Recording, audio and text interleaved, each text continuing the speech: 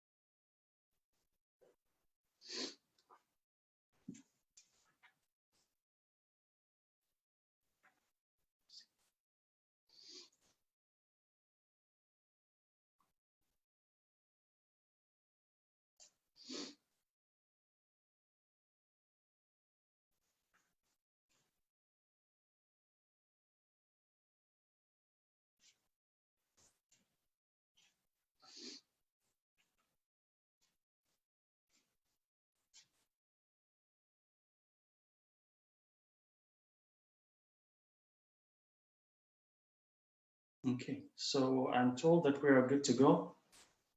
طيب. بسم الله والحمد لله والصلاة والسلام على رسول الله وعلى آله وصحبه وسلم. إن الحمد لله نحمده ونستعينه ونستغفره ونعوذ بالله من شرور أنفسنا وسيئات أعمالنا. من يهده الله فلا مضل له ومن يضلل فلا هادي له. وأشهد أن لا إله إلا الله وحده لا شريك له وأشهد أن محمدا عبده ورسوله صلى الله عليه وعلى آله وصحبه وسلم. So by the permission of Allah Azza wa Jal and His grace, we're going to try to explain, and this is the first session inshallah, the book of fasting, Kitab al-Siyam, from a book that is called Umdatul Ahkam. And I'll explain inshallah about the book briefly, inshallah, before we go into the hadith. So what we're going to do and what the book is about in general and the selections that we inshallah be focusing on. Now, of course, we're doing this because the month of Ramadan is approaching.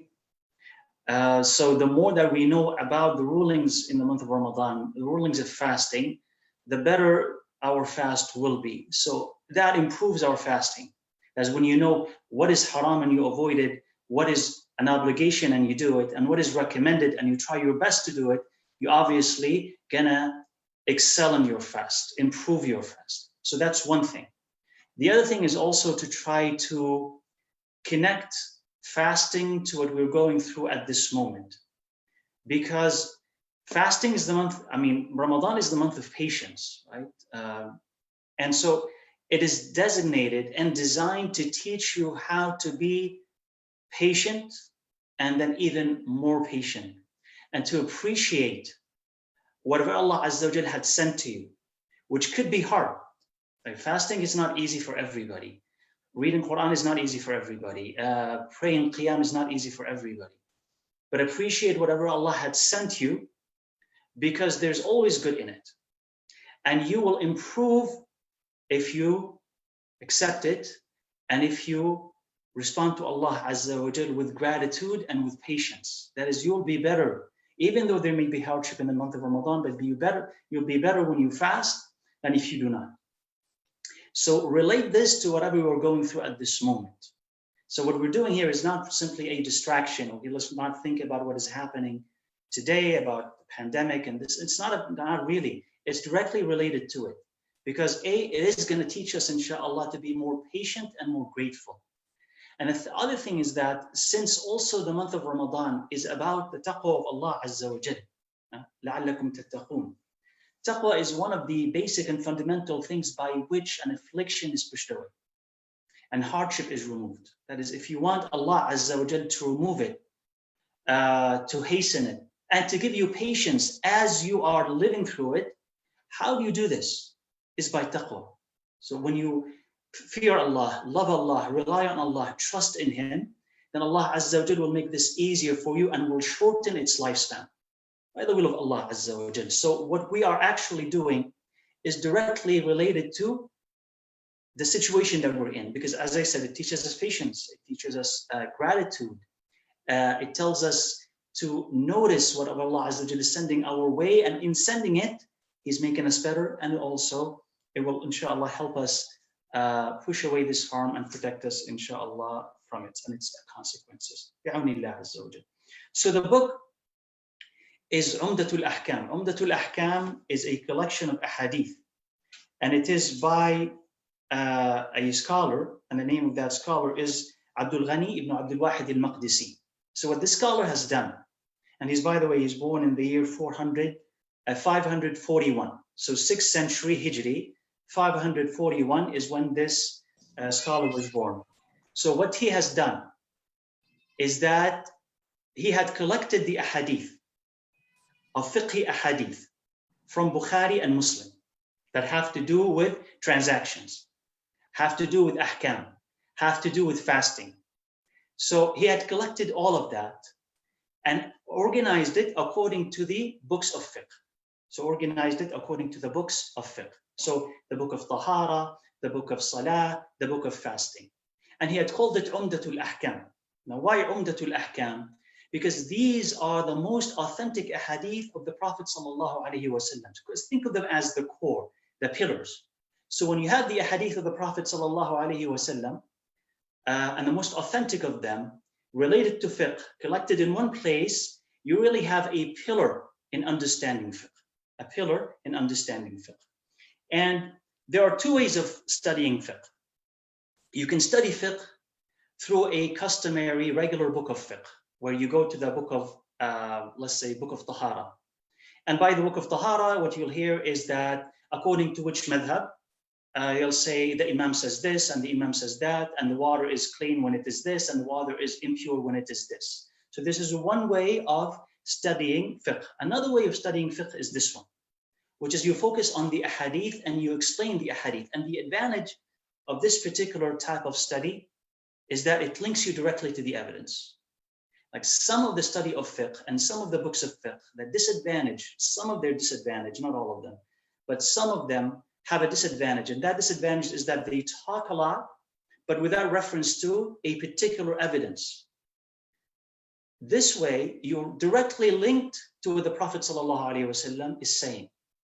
And that is really profound because you know the ruling directly from the hadith. And so you're connected in practice, but also internally to the Prophet ﷺ. Oh, he said to do this, that's why I'm doing it. He said not to do that, so that's why I'm not doing it. So your compliance is a compliance directly coming from the Prophet ﷺ.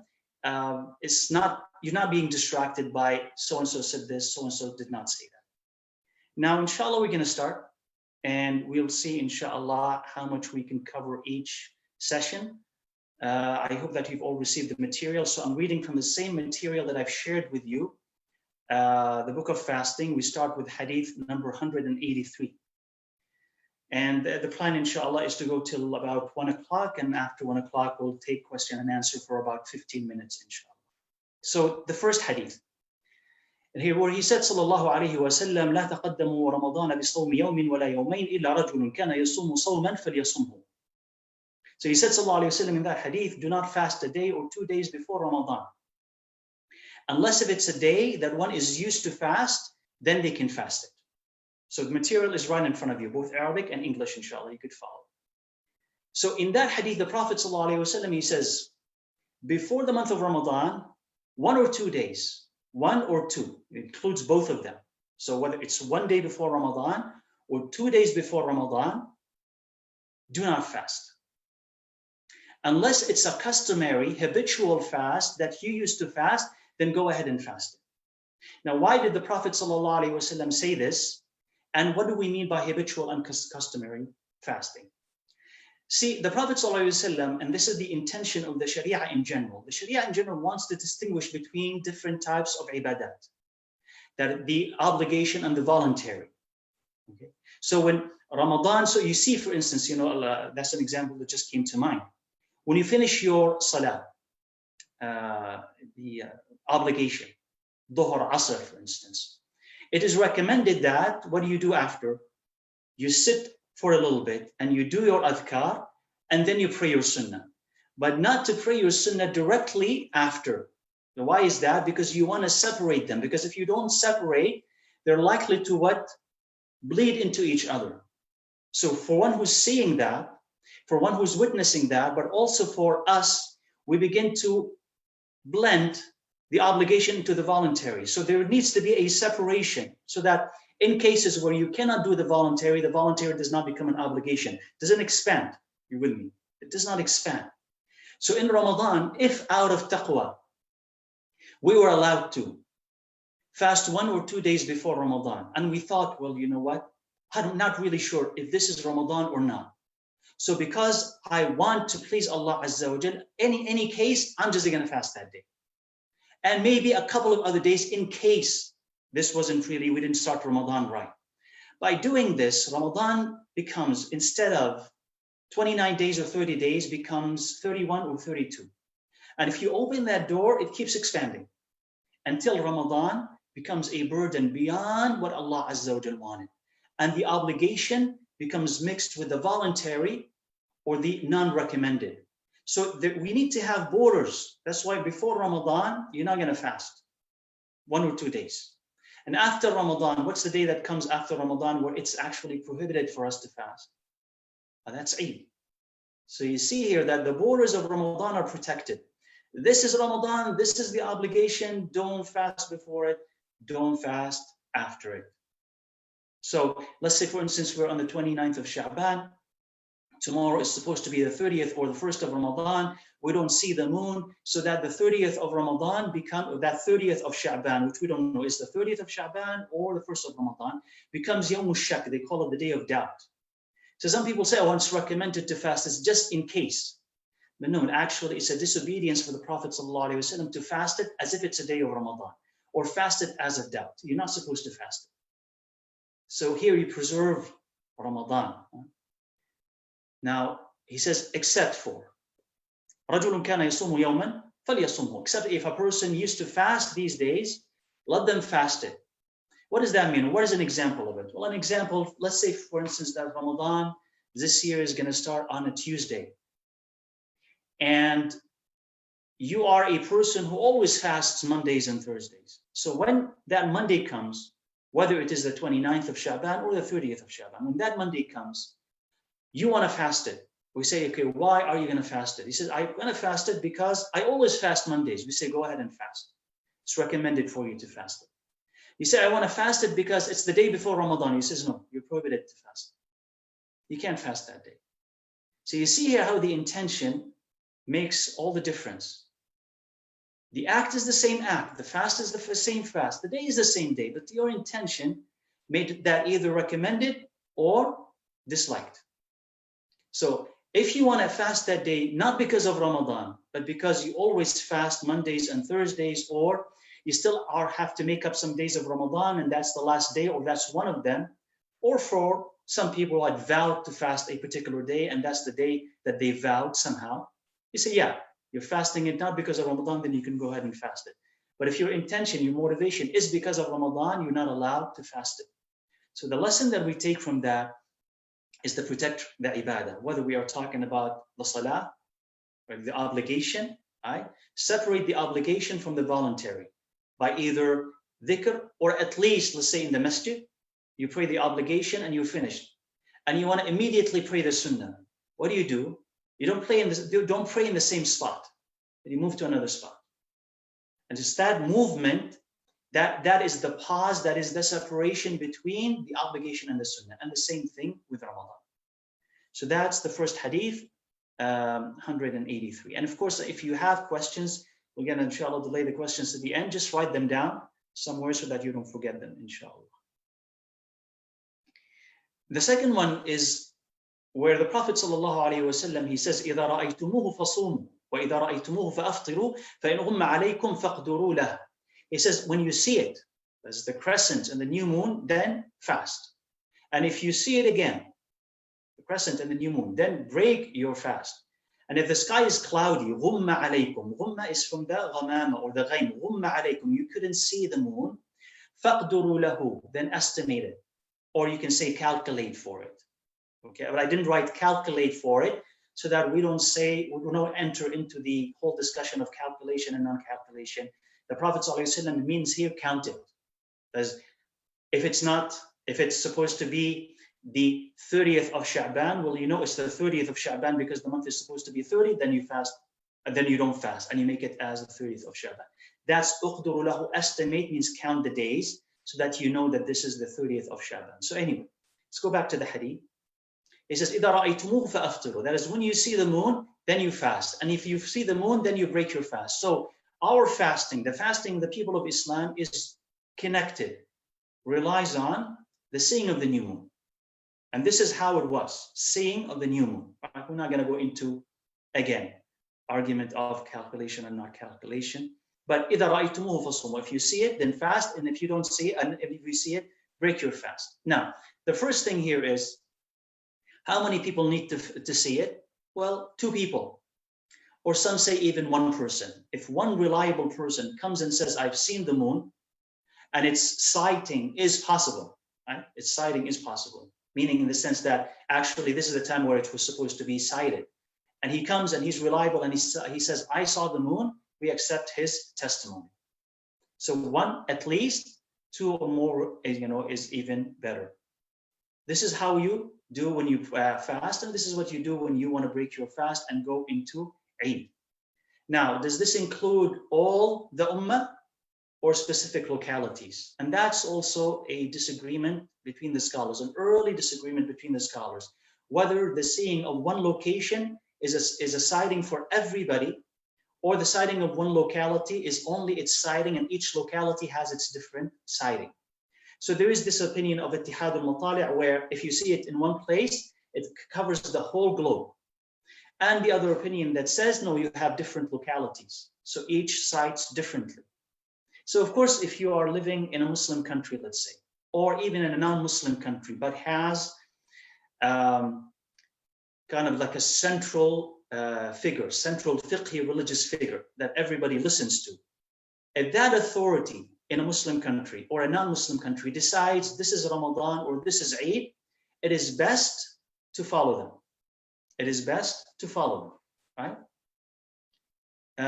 If you're in a situation like we're on, like the one we are today in the West, where you have different centers and different organizations, and they follow different methods, what to do about this is the best, number 1, is for you to try to follow the evidence. Which of these people are following the best practice of the Prophet ﷺ, is closest to the Sunnah, is actually citing.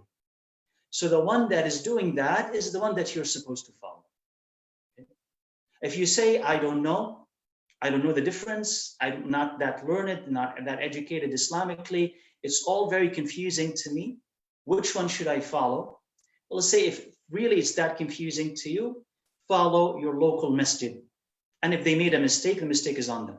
If they made a mistake, the mistake is on them. But you try your best, inshallah. You try your best to follow what pleases Allah Azza wa Jal and what goes according to the Sunnah of the Prophet sallallahu alaihi wa sallam. So it's possible that if you follow the opinion of Ittihad al-Matali', that one sighting in the globe is a sighting for everybody, that they could see it in India, and it will be Ramadan for you. Or if you follow the other opinion that says each their own locality, then you may be restricting yourself to North America or Canada or Ontario, depending on the opinion that you're going to be following, inshallah. But understand that there is this difference of opinion. It existed for a while. So even if we disagree, sometimes there's no reason for us to quarrel and bicker and divide, right? So I understand that even early on, some scholars said this, some scholars said that. Inshallah, through more discussion and experience, we'll be able to reach a consensus. But at least if we disagree, it's not a sign of a decay of the ummah or a sign of our backwardness, not at all. It's actually a sign of a healthy exchange of ideas. This is at least the way that I would see it. We want to be unified and we try our best, but leave a space for difference of opinion that can never be eradicated, inshallah. Then he says, sallallahu alayhi wa sallam, فَإِنْ غُمَّ عَلَيْكُمْ فَقْدُرُوا لَهُ.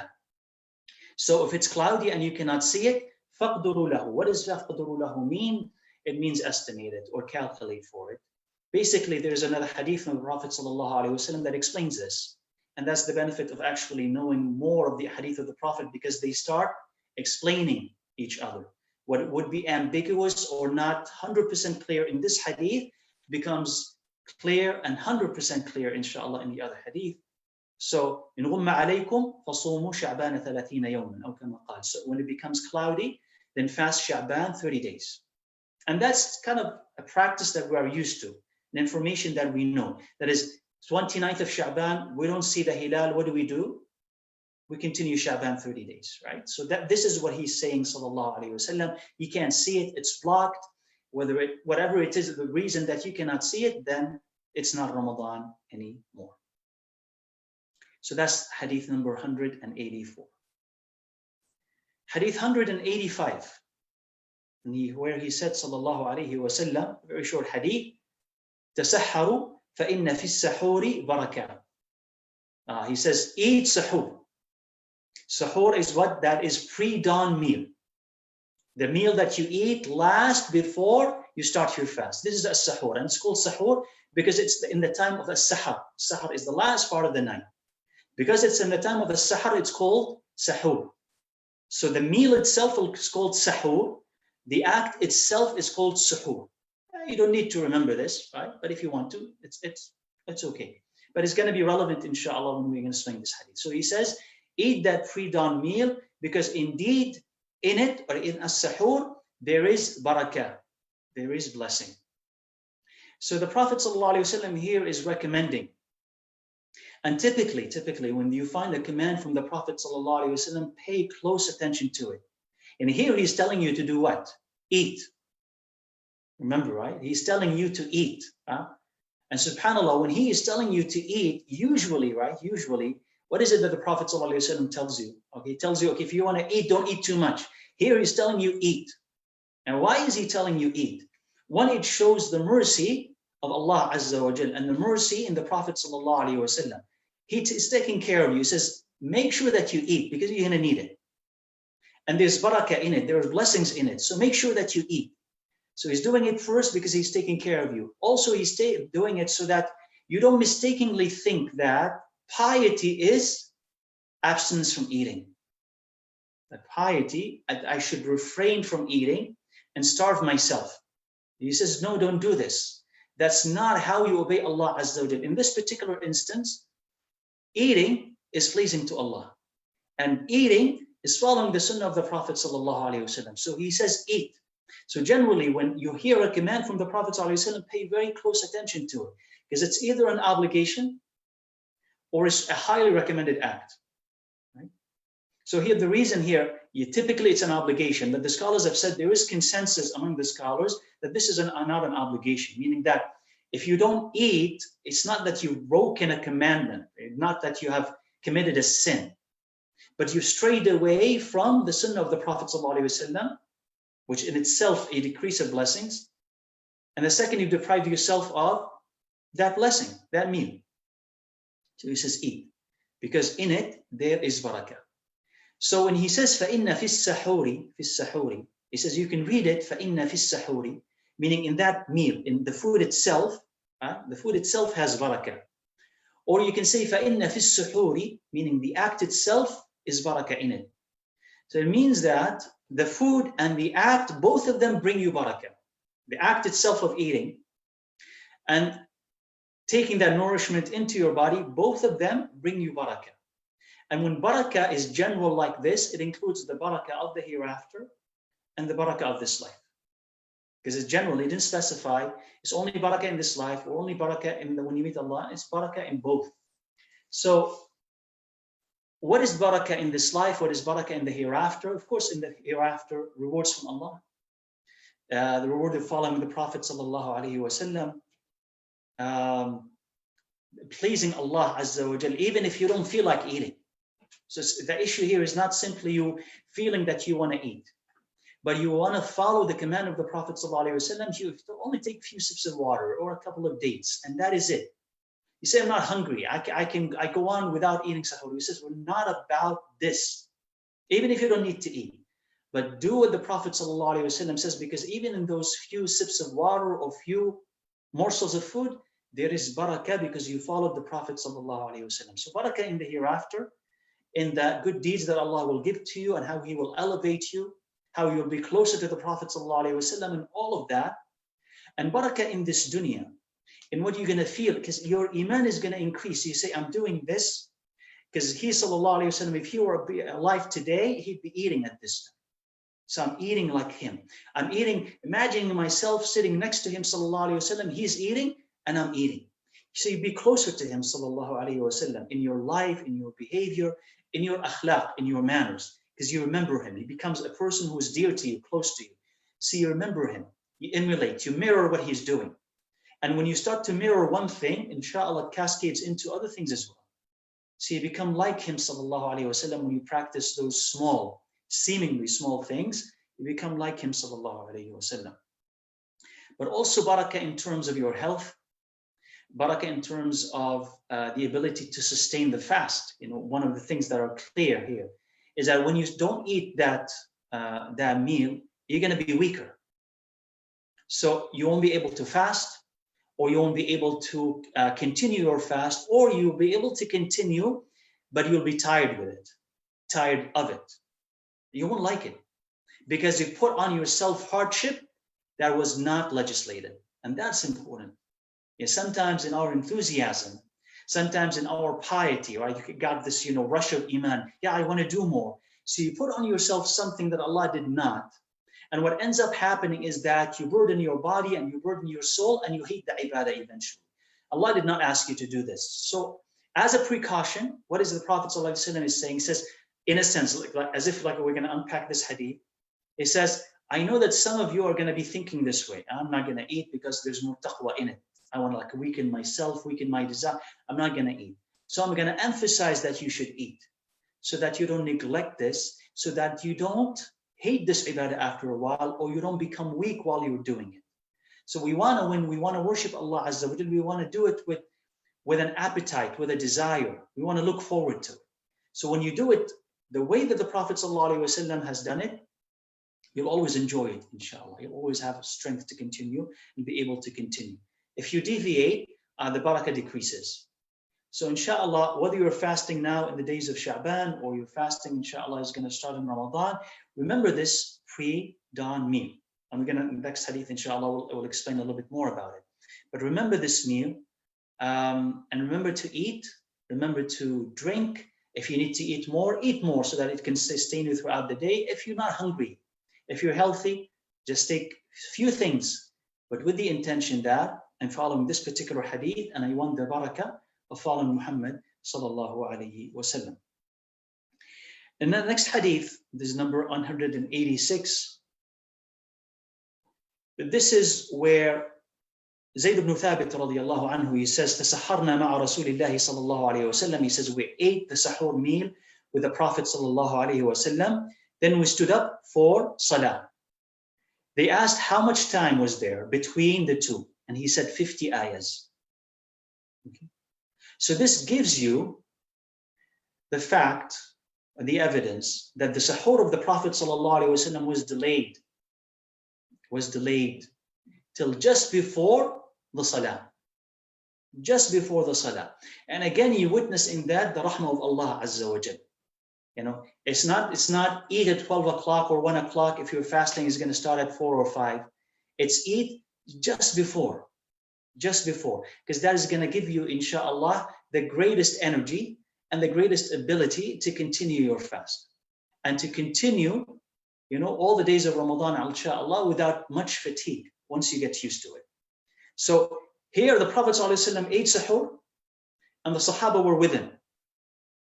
And he said, we ate sahur and then we stood up and went to the salah. They said, how much time between the two? Now they didn't have watches. They didn't have seconds and minutes and hours. So how did they calculate that time? They calculated that time by ayahs. How long does it take you to read 50 ayahs? Now, first, what ayahs are we talking about? Well, it's average ayahs, not the shortest ayahs and not the longest ayahs, but ayahs, average ayahs. So the time that it will take you to read 50 ayahs is how much time there was between their finishing that meal of sahur and going and praying. Finish sahur, go and pray, 50 ayahs. That's how much time. How much time is that? Well, you can try it. Try it out. And go to in the middle of the Quran.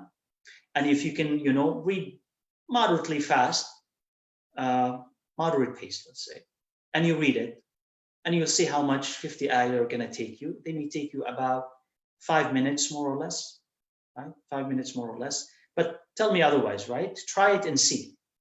But that they were just eating right before they prayed. Right before they prayed.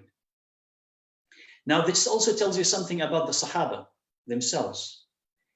That is, they were used to reading the Quran so much that 50 ayahs and the time that it takes for them to read 50 ayahs was for instance, known and relatable. That is, if today, for instance, all of us were doing a common activity, not relying on our phones, not relying on our watches, but a common activity. And we say, how much did it take you, for instance, to do this? We say, as long as it takes you to do this other activity, and it's relatable. Why is it relatable? Because we kept repeating it often, then now we have a sense of how long it takes, and we can compare that time to other times as well. How long does it take you, for instance, I really have no idea, to go to the grocery store? Well, as long as it takes me to jog. Because you've been jogging long enough, you have a sense of how long that takes. So that becomes a unit of measurement for you. So that means that they used to read the Quran so often that it's embedded in them now that, this takes the amount of 50 ayahs. This takes the amount of 100 ayahs. This takes the amount of 25 ayahs. They have a sense. So subhanAllah, the Quran really mixed with their blood, as they say, mixed with their body, to the extent that they can give you that measurement. How long is it going to take you take it for me to walk from here to there? It's about 60 ayahs walk, right? It's about 60 ayahs walk. It's about 100 ayahs walk. So that's the unit that they used at that time of the Prophet ﷺ for this specific incident. But it tells you here that it is sunnah to do what? To delay the sahur. Okay, not to hasten it, right? Not to eat early. Some people, what they do sometimes is say, I'm going to eat my sahur at 12 o'clock and sleep and wake up after the adhan. That's not sahur. It doesn't happen in the right time. The time for sahur is the last part of the night. And if you really want to hit the sunnah of the Prophet ﷺ, what are you supposed to do? Eat it as late as possible, right? And of course, we're not, in an occasion or in a time where you're going to be heading to the masjid to be praying the Fajr Jama'ah, you will have to eat earlier than that to be able to catch the Jama'ah. But in case where, right, let's say you're staying at home and Fajr, let's say, is at 5 o'clock. Well, what does that mean? That means that maybe your sahur is going to be at 4:40.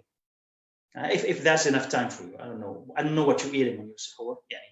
If you're eating rice and this, that, maybe you need more time. I don't know. But I'm saying that if it's a simple meal, let's say, and maybe you're eating at 4:40, maybe you're eating at 4:45. So you delay it as much as possible, right? And once the adhan is called, the adhan of Fajr is called, you stop eating.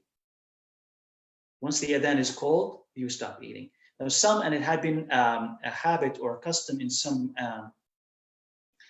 cultures, some Muslim countries, is that they would give you when the month of Ramadan comes kind of 2 times. This is the time of the adhan, and this is the time where you stop your eating. And usually it's about 15, 20 minutes before the time of the adhan. Well, that's not sunnah. So if you know this hadith, if you just read this hadith and you heard it with me, you know that that's not sunnah. To specify a time for abstaining from food other than the time of the adhan. The time of the adhan, when you hear the adhan, or nowadays when you know that adhan is at 5, exactly, let's say it's exactly 5, then you know that this is the time when you're supposed to stop. Not 4:50, not 4:55, and not 4:40 or before that. You say, but isn't it taqwa? He says, no, it is not taqwa. Taqwa is what? And this is why the Prophet ﷺ did these things. Taqwa is what? To follow what he did, sallallahu alayhi wasallam. And not to be overly cautious that we start changing the sharia of Allah Azza wa Jal. And again, remember what we said, introducing hardship on ourselves and others. So now fasting becomes what? Imagine if Allah left this to us, what's going to happen? If Allah left this to us, some of us are going to start saying, you know what? We're cutting it too close to Fajr. Do we know that we're actually, fasting or not on the right time? Maybe we should start our fast half an hour before. So instead of 5, 4:30. And when we're going to start break our fast, some of us are going to say, are we really sure? Maybe we should be cautious, extra careful, pleasing to Allah Azza wa Jal. So we can now extend our fasting by another half an hour. That became a full hour. Now, if you're healthy, maybe that's okay for you. But not everybody is, and not everybody can. And if you start extending a fast by half an hour here and half an hour there, in time, that half hour itself becomes part of the fast itself. The Sharia changes. Then somebody comes after and he says, well, are we sure about this half hour? If we really want to be absolutely sure that we're not breaking Allah's command, let's add another half hour here, another half hour there. Now we have 2 hours added every single day. And if you do this, like what happened with the people of the book, they abandoned fasting altogether. They alter it, they change it because it become so hard on them. And who made it hard? Not Allah. They made it hard because they changed it. So he said, sallallahu alayhi wasallam, but through his act, this is when you eat at that time. And again, we eat it because the Prophet sallallahu alayhi wasallam recommended it, highly recommended it, and we eat it at the time where the Prophet sallallahu alayhi wasallam used to eat it. Now, this is the following hadith, number 187. So Aisha and Salama, Ummahatul Mu'mineen, the mothers of the believers, may Allah be pleased with them, they said Fajr would sometime arrive and the Messenger sallallahu alaihi wasallam would be in a state of janaba, even major ritual impurity, after being intimate with his wives, and he has not bathed yet. So this is janaba, where a person had been intimate with his wives, or the wives have been intimate with their husbands, and they have not washed and bathed yet. And he says, and he would then bathe and fast, meaning that the Prophet would receive his fast while not being in ritual purity, has not washed himself, had not bathed, but he is in a state of janaba. Now, this is an important hadith, first, because here we have the testament of Aisha and Salama radiyallahu anhuma. That is, the wives of the Prophet ﷺ tell us about a practice in the household of the Prophet that is hidden, concealed from us. We do not see it, we don't know about it, but for them. And that was, the benefit and the gratitude, that we owe to them, that they told us these things and they taught us these things which were hidden from us.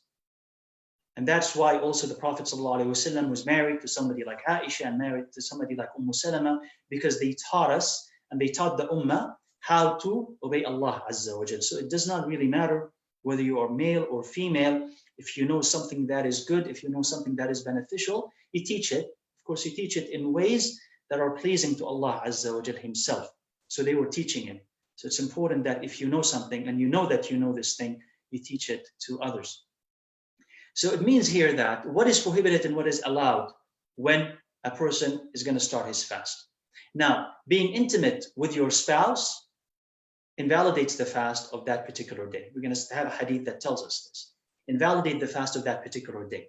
You can be intimate with your spouse at night. That is allowed. Allah Azza wa Jal says it clearly in the Quran that on the night of your fasting, you are allowed to be intimate with your spouses. That's in the Quran. That's clear in the practice of the Prophet sallallahu alaihi wasallam. The question now that remains is, okay, I know being intimate is allowed at night, it's disallowed during the day, but what happens if you enter your fast before bathing? Even you can say before wudu. Do I need wudu to start my fast? He says no. You don't need wudu to start your fast. You just need to abstain from eating and drinking. So do I need to have to have washed myself if I haven't been intimate with my spouse? Do I need to have bathed so that my wudu be accepted? We say no, that's not a condition. So what's the evidence for it? That's hadith. You have directly here this hadith, which is either from Bukhari or Muslim. Right? All these ahadith are from Bukhari or Muslim or both of them. Right? So this hadith directly tells you that the Prophet ﷺ used to be this way. You say, but he's the Prophet, and he says, no. The general rule is that the actions of the Prophet ﷺ are an inspiration to us, are our model, are our sunnah, unless otherwise stated. Unless there's an evidence to exclude them from that, that's something else. But everything that he does, sallallahu alaihi wasallam, as a general rule, we're allowed to do. So his action here tells us that we're allowed to do it. That's why Aisha and Umm Salama told us this. If they understood that this was only unique to him, sallallahu alaihi wasallam, they wouldn't share that with you. You wouldn't need it. They would say that he used to do this, but this is only him. This is only him. Not for you guys, only him. We understood this from him. But they did not understand that that is only specific to him. So all of his actions, sallallahu alaihi wasallam, unless otherwise stated, unless there's an evidence to exclude them, are for us. So he, sallallahu alaihi wasallam, he used to be intimate with his wives, and then Fajr would come, has not washed and bathed yet, he will do that after, and then go and pray, sallallahu alaihi wasallam.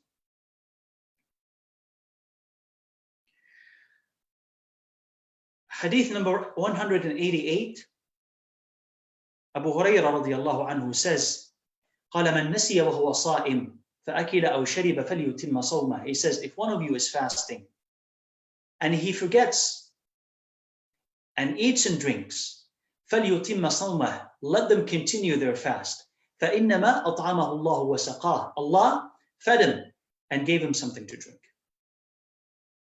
So this adds, and it's in agreement with the rest of the Sharia, which is that if you forget, there is no sin on you, first of all. رفع عن أمتي الخطأ والنسيان وما استكرهوا عليه. So Allah Azza wa Jalla, the Prophet ﷺ, Allah has taken the sin away from ummati al-khata, when they make a mistake. Inadvertently you do something and you did not intend. Inadvertently say something and you did not intend it. You're not responsible for it. Khata. Nisyan, when you forget. وَمَا اسْتُكْرِهُ عَلَيْهِ, if they are compelled. Somebody forces you to do something and you don't want to do it, you're not responsible. Okay? So here in this particular thing, an-nisyan, you forgot. So there is no sin. That's first of all. Okay? There is no sin. The other thing here, which we get from this one, that's, okay, we understand that there is no sin. But should I continue to fast? Because that's a legitimate question. Now, I forgot. Forgot it was Ramadan, it was hot, I forgot. I ate and I drank. It happens. Do I stop fasting? Do I break what do I do? He said, sallallahu alaihi wasallam, continue your fast. Okay, so you have this allowance. You have this rahmah from Allah Azza wa Jal. You don't need to restart your fast or make up for it later on. No, continue your fast. فَإِنَّمَا أَطْعَمَهُ اللَّهُ وَسَقَاهُ. Allah had fed you and Allah had gave you something to drink.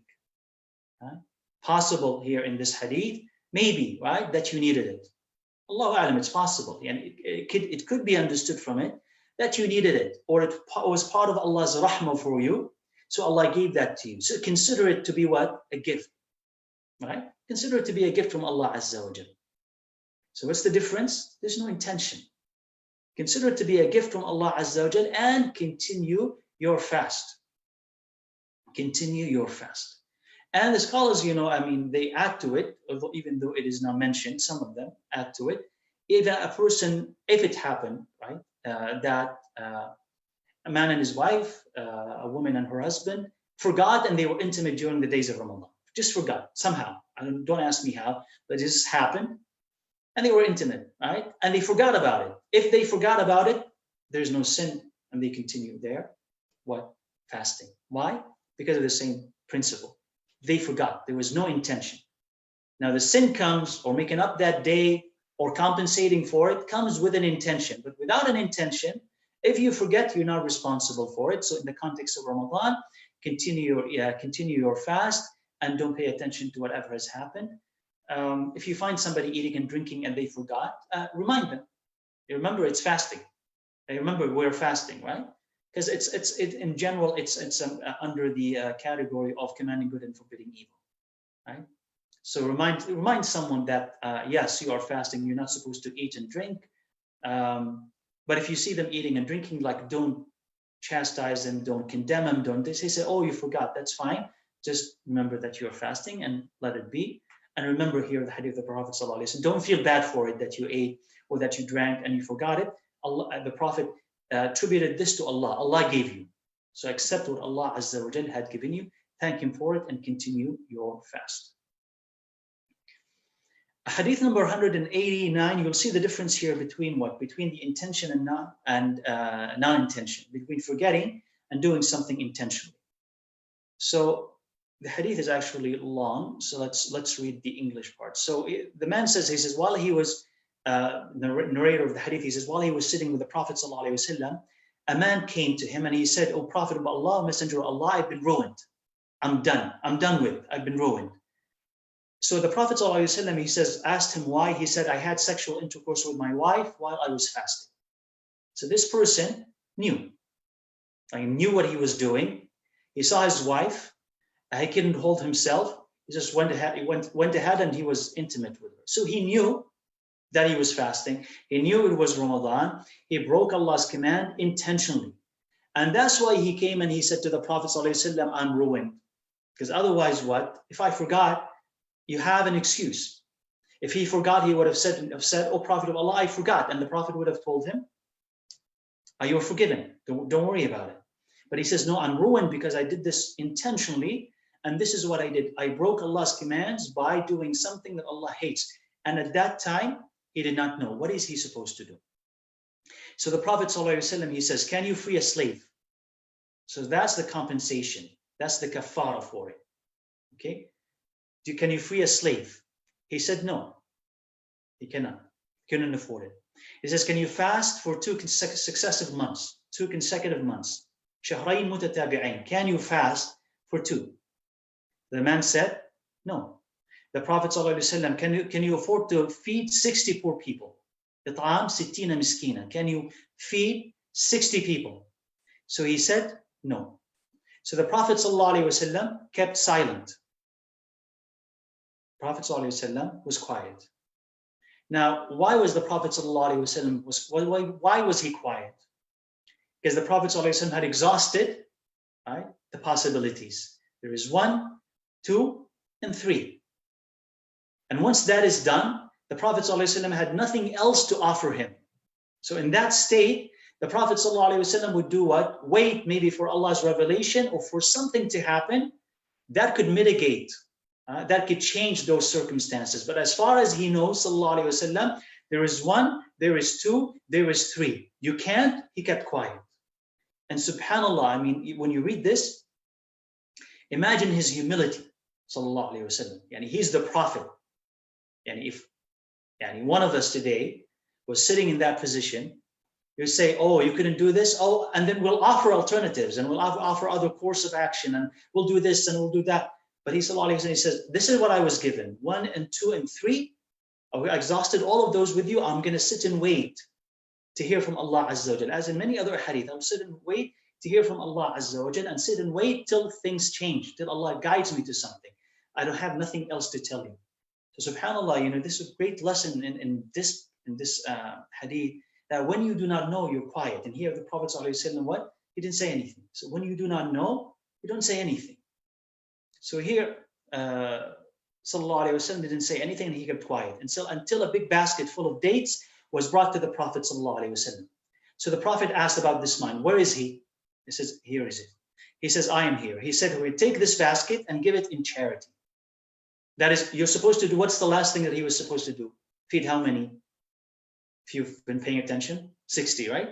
So 60 poor people. Now he has no money at all. So now since this basket of dates came, a lot of dates, he says, "Okay, take this. It's going to be donated to you. Now you're going to own it. Take this and pay the kafara." So that tells you that somebody can donate on your behalf, can pay your kafara if they volunteer, if you don't have it, okay? If you don't have it, somebody can intervene and pay your kafara on your behalf, okay? Like this man, because he had nothing. So the man said, "Should I give it to a person poorer than I? By Allah, there is no family between its 2 mountains that is poorer than I am." That is, Yani he's saying, and maybe here he was getting, subhanAllah, comfortable with the Prophet ﷺ, and they were very comfortable with him ﷺ, because he's very merciful and compassionate. He wasn't stern. He was very soft with them. So he came, like, imagine the state of distress he was in when he came. I was ruined, O Prophet of Allah. And then next, when he sat with the Prophet ﷺ, imagine the calmness that came over him, right? That is, now he's what? Now he's saying to himself, not, God forbid, not out of greed, no, not that, but he says, now there is food. I don't have food. There is food. If I take it, who am I going to give this to? We need it. So he says, maybe, and you see that if you're not comfortable with a person, you wouldn't ask, but he was so comfortable with him, sallallahu alaihi wasallam, he said, I'm going to ask him this. He said, Prophet of Allah, if I take this and I try to give it to somebody else, well, nobody is poorer than I am, and my house. So who am I going to give it to? Like, in a sense, I deserve this more. So the Prophet ﷺ smiled until his teeth showed, meaning that ﷺ, you know, was comfortable and was pleased with his statement, and he said, feed it to your family. Feed it to your family. Meaning that is it for him, that he doesn't have to compensate, right? He doesn't have to compensate anymore, because he has reached a level where he has reached inability, ajz. And that tells you that when you reach that state of ajz, when you no longer can compensate for it, you no longer can compensate for it. You can't free a slave, you can't fast physically, you can't fast for 2 consecutive months, and you don't have money. Okay, so with the ajz, there's no obligation, there is no kafara on you anymore. Okay, it's not an excuse to keep breaking the commands of Allah, because then the sin keeps doubling. But it's an opportunity to review what you have done and see the mercy of Allah Azza wa Jalla and stay away from what upsets him, subhanahu wa ta'ala. But here you see also what the rahmah of Islam, that yes, this is on you. You need to free a slave. And it's not an easy thing to free a slave. And it tells you that this violation is serious. Because what is the fasting is supposed to do? You're supposed to refrain from your desire, sin in general, but also your desire. You're supposed to refrain. You're supposed to train yourself. And when you so blatantly break Allah's command by sleeping with your spouse on those sacred and special days, that is a flagrant disregard to Allah Azza wa Jal and to that sanctity of the month. So that's why the compensation needed to be what? More drastic or harder. So freeing a slave, that costs a lot of money. Okay. I know you say, okay, I don't know how much money, I can't really relate. That's true, but imagine fasting for 2 months for breaking that one single day for 2 months. Or feeding 60 people. And not everybody can do that. Okay. And by the way, it's a progression. You can't go on to feeding 60 people unless you're truly unable to fast 60 days, like 2 months, right? So it tells you that it is a serious offense. But at the same time, it tells you that with that, which to some people looks, oh, this is harsh. No, it's actually, it is designed to teach you and I something. So that if you go through this process, through this purge, and through this cleansing process, you will never go back to disregarding the commands of Allah Azza wa Jal when it's time for you to fast. You'll never say, oh, fine, I'll sleep with my spouse again. You will never do this. If you fear Allah and you love Allah, you'll never do this. He said, I don't want to go through that experience again of fasting for 60 days. That wasn't easy. But it would elevate what? It would elevate the commands of Allah Azza wa Jal in your heart. If you say, if missing that one day is equal to 60 days, how about if I miss more days? Or disregard more of the commands of Allah Azza wa Jal? Okay? Because some of them cannot be compensated. Some of them cannot be compensated. Right? Like if you intentionally, that's the thing, if you intentionally decide not to fast, there is no possible way to compensate for it. Okay, it's different than if you're sick and you got to break your fast. You can compensate one day. But if you decide, I'm not going to fast, and you have no excuse, there is no way to make up for it. You can fast later on, but that is just voluntary fast. You will not be able to make up for it. And it'd be very difficult also if you miss a salah. As some ulama have said, it's very difficult for you to make up for it. So think about all of this and elevate and esteem the commands of Allah Azza wa Jal, and esteem the sunnah of his Prophet sallallahu alaihi wasallam. You know, being intimate with a spouse for one day requires that you fast 60 days, okay? 60 days or 2 consecutive months. So that is serious, and that is serious. But also embedded in it, as I said, is that there's rahmah from Allah Azza wa Jal. That is when you're unable, Allah Azza wa Jal removes this hardship away, removes these obligations away, as we know, and this is spread throughout the Sharia of Allah Azza wa Jal. So I think I want to stop here, inshallah. We're close to 1 o'clock. Yeah, it's about 5 minutes away from 1 o'clock, because we're going to start a new chapter, which is about fasting when traveling. That is hadith number 190. But we'll leave this, inshallah, till next time, inshallah. And if you have questions, inshallah, please let me know. We'll take about 15 minutes of questions, inshallah, if you have any. Priority, inshallah, to matters related to what we've talked about. And then, if you have general questions, inshallah, if I can answer them, I'll answer them.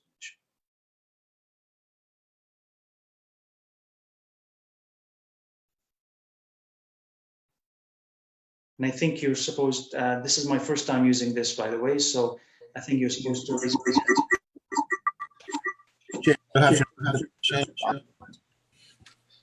Assalamu alaikum wa rahmatullahi wa barakatuh. Wa alaikum assalam wa rahmatullahi wa barakatuh. Brother, I just sent you the question on the chat. So if you have it, otherwise I can read it for you. Please read it, yeah. Okay, so basically my question is, I follow, because we don't hear the adhan from the masjid nearby, so I follow the app. We have the adhan software. Now, some people say you need to finish, you cannot eat anything in the last 5 minutes or 2 minutes. There are many things. So some people say, no, as long as you don't hear the adhan, even if you're following the software, you are off the hook. So that's my first question. Again, every software has 1 or 2 different, minutes differences in between. But that's my first. Can we follow the app as a rule of starting my fasting? Second thing is, I heard there are 2 hadith which is related to it. That's why I just want to clarify. One, Rasulullah said probably, if you are holding the vessel, do not put it down until you quench your thirst, or you finish it, even if you had the adhan. On the other hand, he said, if you're eating something, you spit it out. So the question is, so if I hear the adhan, do I spit it out? I just don't eat anything, or like how it works? Okay, inshallah. So the first question was about the app. So I mean, we're not hearing the adhan from a masjid. So we're following apps, and they're telling us that you're starting your fast at this particular time, or you are ending your fast at this particular time. So about the start of the fast, you try to choose the more reliable of the 2, or see what is more consistent. So if there's a more reliable calculating method, or more reliable app, or more reliable website that everybody seems to rely on, everybody seems to refer to, then that would be the more reliable app and the more reliable time. So you pick that one. And once the adhan starts, right? Once the adhan starts, if you are eating and drinking, you have an allowance to keep eating and drinking till the end of the adhan if you are in that stage. Now, some of us will finish before that. Some of us, a minute or 2 before the adhan, right? We're done. And then we go get ready for wudu and whatever. If you're in the process or in a situation where you're still eating and you are listening to the adhan, and if you haven't finished yet, you still want to drink, and you're still holding a glass of water, and you really want to finish this, or there's a bite of food and it's in your hand and you want to take it to your mouth and you hear the adhan, you say, no, finish whatever you are eating until the conclusion of the adhan. That is another allowance, another exemption given by Allah Azza wa Jal, that lets you extend your eating until the very end, right? Until the very end, when the adhan is included. So you don't have a physical person who's calling the adhan, but if you have someone on the app, a recording of the adhan, then you can follow that. It give you an estimate of how long you're supposed to last before you stop, right? So I hope that answers your question. Does it? Yes, it does. Okay. Thank you. The second part is, so because there was a hadith says, if you have something in your mouth, spit it out. How that reflects on this rule? I need to check where that hadith is, right? So if you find it, let me know where it is, and I'll try to check it to find out if it's actually, because I need to find out what that hadith is saying and the authenticity of that hadith, etc., etc. So no, if the adhan is cold and there's something in your mouth, you don't need to spit it out. So I'll investigate that more, inshallah. If you do find the hadith, send it to me, inshallah. Jazakallah khair. Wa iyyakum, barakallah.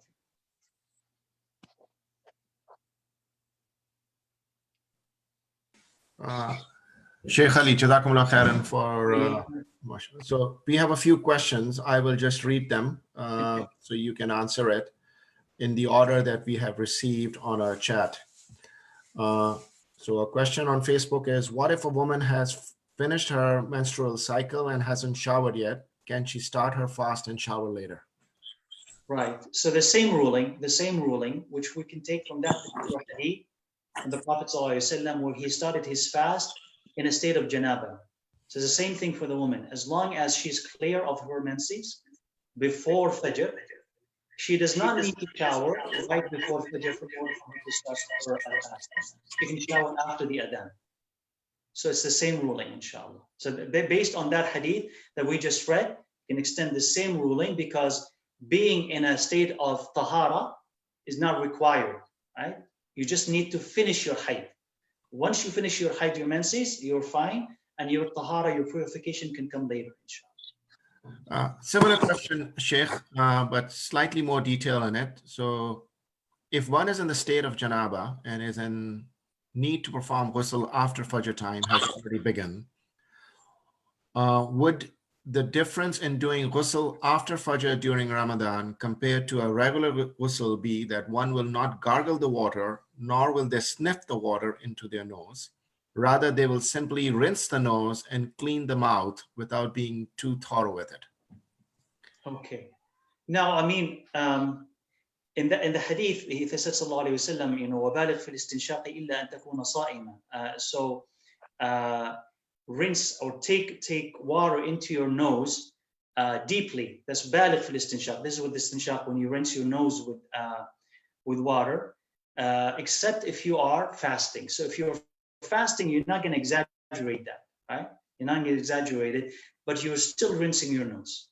So it doesn't affect your ghusl significantly. You're still going to do madmada. You're going to still rinse your mouth and spit out. Rinse your mouth with water and spit it out. And you're going to also, take water into your nose, but it's not going to be as deep as usual. You're still going to clean your nose and then blow it out. So whether you do this, if you do it, of course, before the adhan, you don't have to be that extra cautious, a bit extra cautious about it. If you do it after the adhan, you'll just want to be a little extra cautious with it, not obsessed, not necessarily obsessed. That is, if for somehow you tried your best and somehow you swallowed some water, or some water went into up into your nose, that's fine. Even if you found the taste into your throat, that's fine. It was not intentional. So you try, but if there is a mistake, it's a mistake, and you continue your fast, inshallah, unaffected. So what you want to do is you're not exaggerate taking water into your nose, and make sure that you spit as much of it as possible when you rinse your mouth. Now, naturally, we're going to say naturally, right? When you rinse your mouth with water afterwards on wudu, no matter how much you try, there's always going to be a microscopic, trace of water in it. That's allowed, right? So that's why you say don't obsess. Just rinse your mouth, spit it out. That's it. That's what you're required to do. That's it. Jazakumullah khairan, Sheikh. The person who asked the question, if that is not answered, they can post again, and we'll try to put more meat into it. Brother Abdul Rahman has asked a question: are you allowed to brush your teeth with toothpaste after the adhan has gone, making sure no toothpaste goes down your throat? No. So, toothpaste is something new, right? So let's go back to the siwak and then base it on the siwak. So let's go back to the siwak. So some scholars have disagreed about the siwak. Can you use the siwak or not in the morning of Ramadan? Can you use it early? Can you use it late? The bottom line is that you can use siwak, no problem, inshallah. If it leaves anything inside your mouth, spit it out. So you can use the siwak, even if the siwak changes the aftertaste in your mouth. it doesn't matter, because I mean, this aftertaste that fasting leaves, the Prophet ﷺ has praised, but it doesn't mean that you're not allowed to remove it. That is, if your mouth becomes smelling bad, you can change that by the siwak. So that's the basis of the argument of why people were debating whether you're supposed to use siwak or not.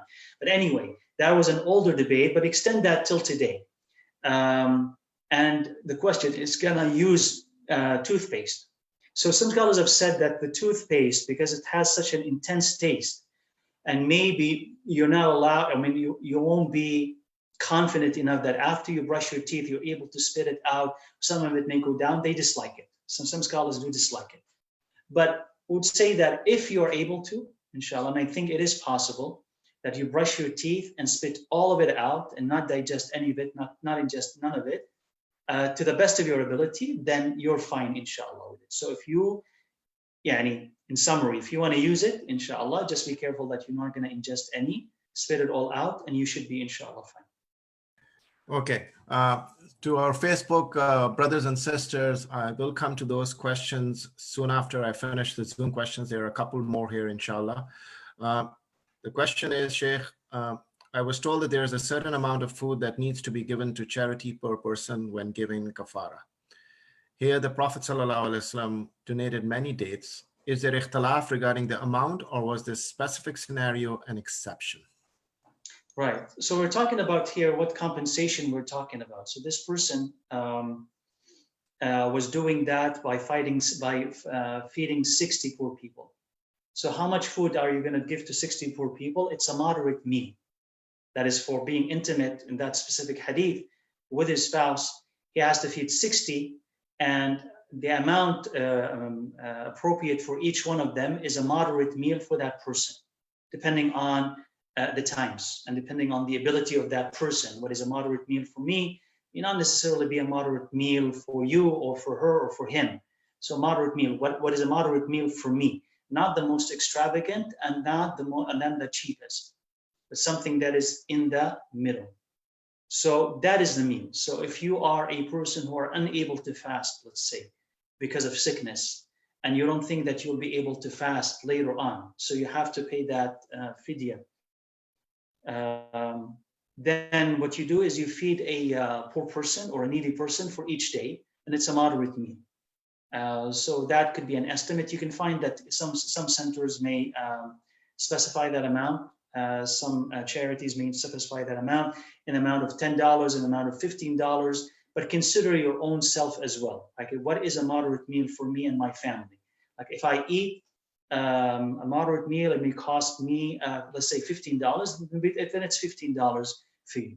If it's confusing, you can simply just contact, let's say, a place like ISNA or any other charity, and you say, I want to pay kafara, when I pay the fidya, what is it? And they will tell you, well, fidya per day is this, so you'll pay that amount.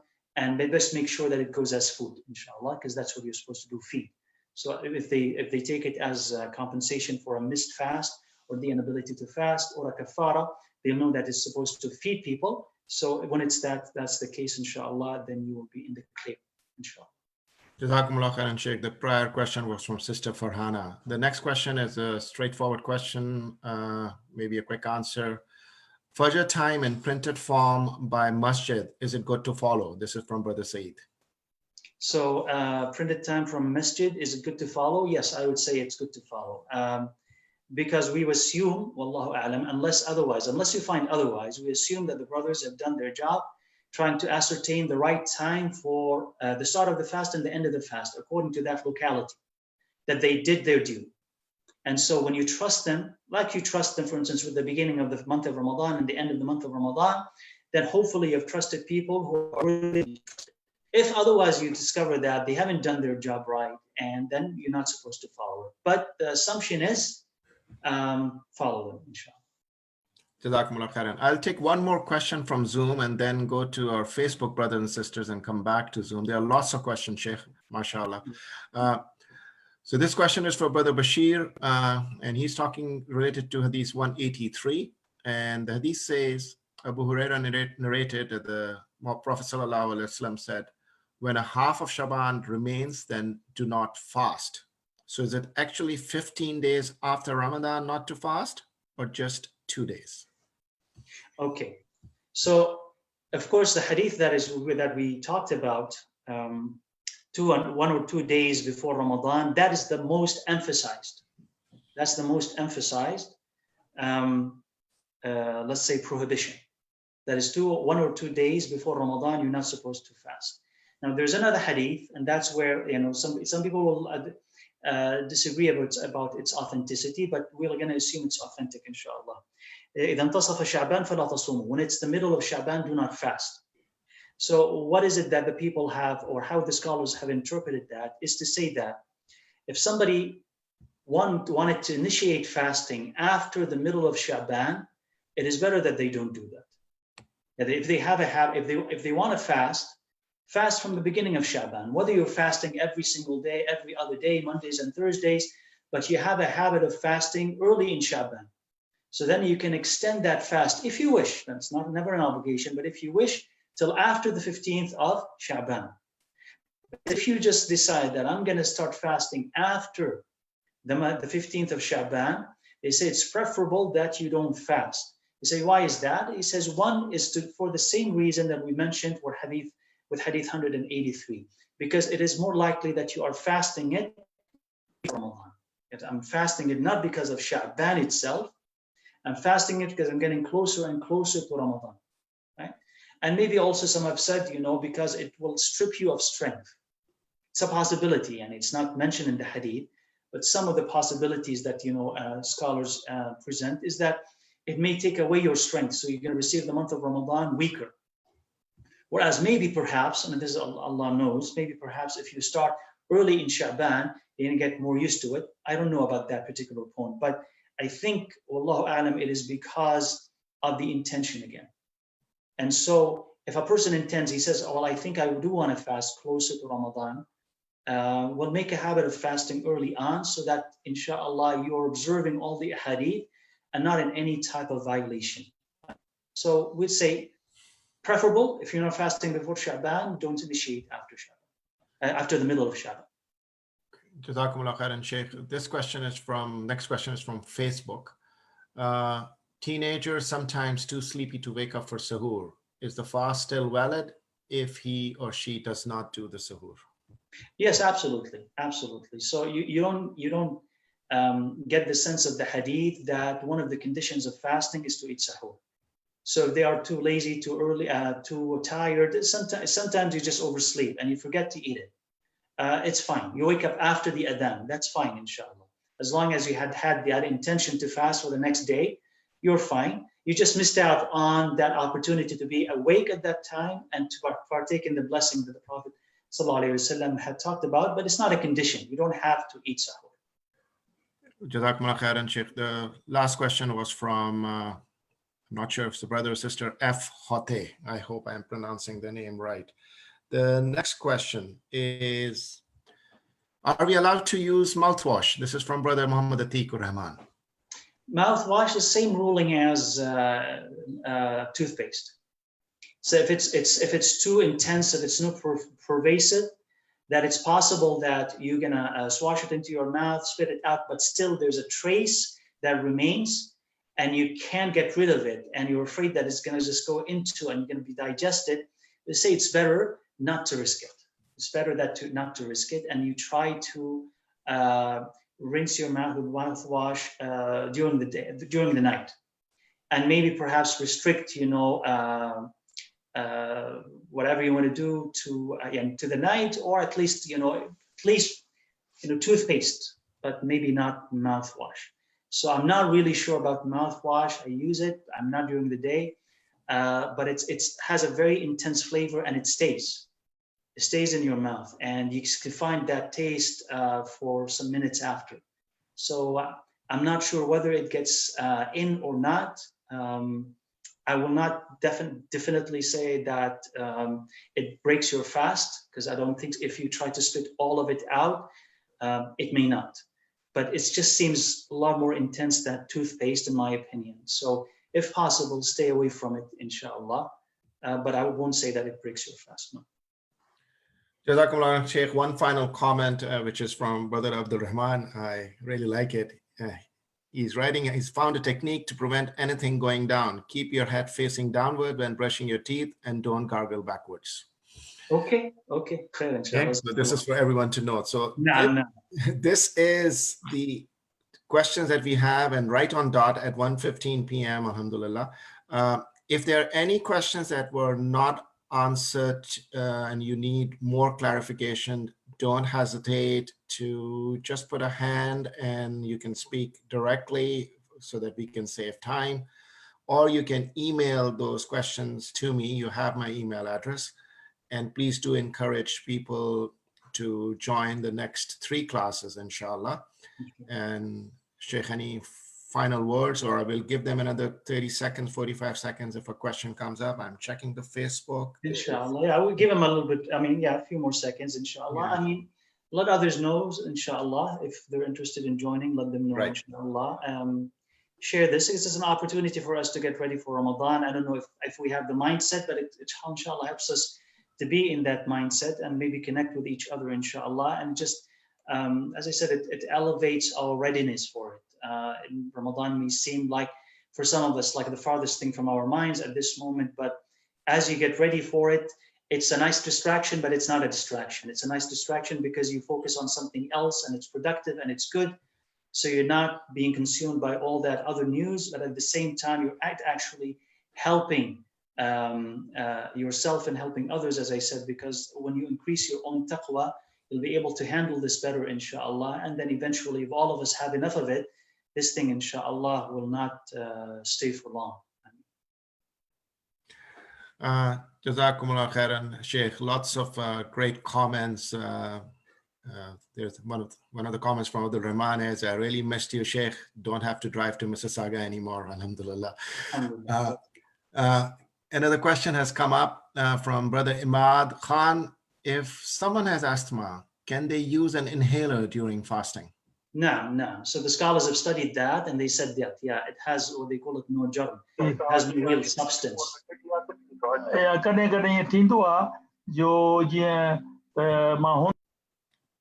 Okay. Sorry, go ahead. Okay, yeah. So they have this has no germ, has no real substance. Brother Saeed, please put it on mute. Jazakumullah khairan. Okay.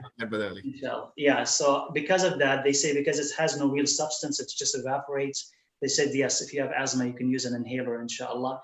I don't remember, they may have even studied that in a what do you call it, majma, like a fiqh council, and came up with that, if I remember right. But yeah, it's allowed, inshallah. One more question has come up, Sheikh, which is, what if there is a time difference between masajids in the same city for Fajr and Maghrib? How do we go about it? Choose the one that is closest to you, because obviously there are going to be some minor differences, not only based on how they calculate or what app they're using, by the way. There will be some minor differences, maybe in 30 seconds or a minute or 2 minutes. So you will have these differences, and they're actually normal, because as you move, where the sun sets and where the sun rises, it's going to be different based on your observation. An elevation or a valley, right? A mountain or a valley, they're not going to have the same Maghrib time and not the same Fajr time necessarily.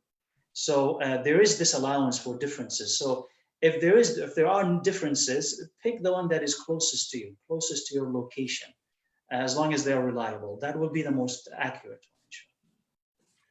one. One more question from Facebook just came, Sheikh. The longer we'll be here, we may be here till the evening, but that's okay, inshallah. It's not okay. Which age should we let our children fast? As long, of course, the obligation is when they reach religious maturity, which is when they become adults. They reach puberty. So religious maturity is when they reach puberty. That's when it is a must on them. It's haram on them not to fast anymore. But you can get them used to it early on, depending now on the ability of the child, because this is going to vary from one to the other. But the sooner that they can get ready for it, and they don't need, I remember that some people, what they would do early on, and they would have these kind of intermittent fasting, like it's you would fast Fajr to 9 o'clock, and then you'll eat, and fast 9 to 12, and then you will eat. But it gets them into the habit of fasting, into the spirit of fasting really early on, and slowly they can build on that. So it depends. It depends. You know what I mean? So the Sahaba mentioned that when Ashura was an obligation on them, they used to make their children fast, and they used to make toys for them so that they would distract them by these toys so that they wouldn't ask for food, don't cry for food. So you'll find out that they were relatively young, right? So it's up to you and your child's ability. They are 6 and they can do it 1 or 2 days, 7 and they can do it, 8 and they can 9 when they can do it. But try early on, as long as it's not harmful, inshallah. They can do a day, skip 2, do another, skip another. But this way, inshallah, they get into the spirit of it. And if you're in doubt, consult a physician, consult your doctor. Is it safe to allow them to fast at this age, so that you know that religiously they're doing what you want them to do, but at the same time they're not being harmed in any significant way, inshallah. Barakallahu feekum, Sheikh. So I think with this we will inshallah end our Q&A. Request to everyone who is in the Zoom group chat, if you know of anyone, please do register, tell them to register for the class. And the best way is to join Zoom, so we don't have to go back to Zoom and Facebook. But if you don't, we will actually be checking both. Inshallah, we'll see you next week. MashaAllah, just such a beautiful cat, Sheikh. I know, I tried to close the door, but I mean, she refused. She had to come. Alhamdulillah, alhamdulillah. Sheikh, any final word? Alhamdulillah. It's a pleasure to do this and to be able to connect with all of you. I know I can't see all of your faces, but at least I've heard your voices, inshallah, and it's beautiful. And inshallah, may Allah bless you and keep you strong and keep you motivated, and allow you to get closer and closer to Him during these days, inshallah. And I ask that you would emerge from all of this even better and closer to Him, inshallah. Ameen ya Rabbil Alameen. See you next week. See you next week, 11:55, inshallah. We will start right at 12 noon, Sunday. Assalamu alaikum wa rahmatullahi wa barakatuh. Stay safe. Assalamu alaikum wa rahmatullahi wa barakatuh. Alaikum assalam wa rahmatullahi.